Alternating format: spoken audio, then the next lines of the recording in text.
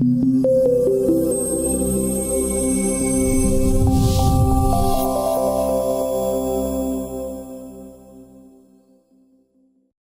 you have any tips or tricks for stress management, time management? How do you actually budget your time and get all your work done and move up in the firm? Yeah, it's a great question. It's in many ways the key to success in public accounting is stress management and time management. And I do a lot of different things. I think that they're kind of interlinked. So a couple things that I do. First is every Sunday night I pop open my laptop and I just spend an hour or so, email off, just looking at my calendar and really thinking about what I'm doing for the week. And it's really all just about compartmentalizing what you have and what you have to do.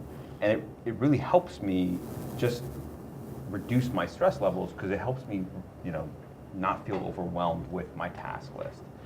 That's one of the most important things that I do on a weekly basis, and it really helps. I think going through and making sure that every email is responded to timely also helps because it reduces fires coming back to you, right? One thing that I did when I was coming up in my career that when I look back was actually a great idea was unsolicited. I kept a running to-do list of every single thing I was working on, and I shared it with every person that I was working with. And they never asked for it. I just sent it every Friday at 4 o'clock. Here's my list for next week.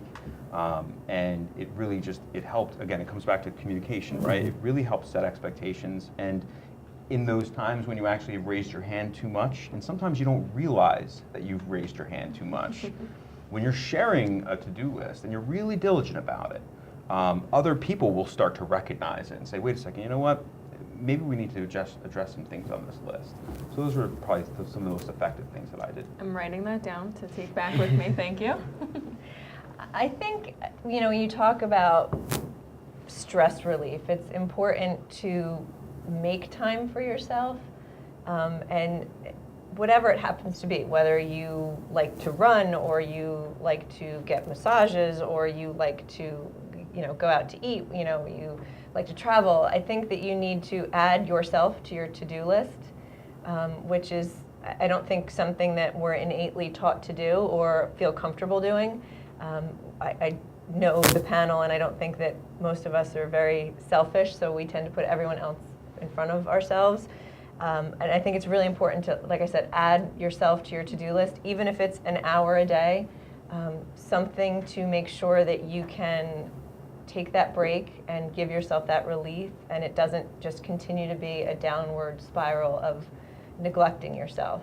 And a lot of it too, to circle back to culture within your organization, how much does your culture support you taking time for yourself? Again, whether it's a work from home option or a flex every Friday off option, something like that,